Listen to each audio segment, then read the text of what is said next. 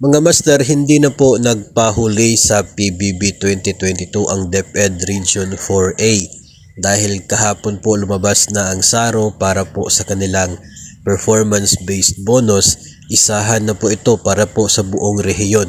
Direct po sa region yung SARO, and nakikita natin dito yung NCA ay direct naman po sa mga division offices and schools. So congrats para sa mga empleyado ng DepEd Region 4A.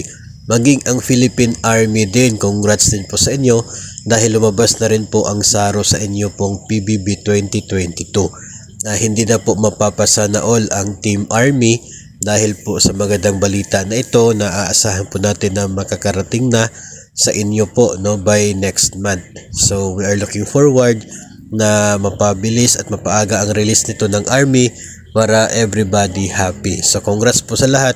Sa next week po ay patuloy nating i-monitor ang SARO releases ng DBM dahil sa DepEd ay wala pa po na SARO para po sa Region 4B. Wala pa rin po sa CAR at sa Caraga.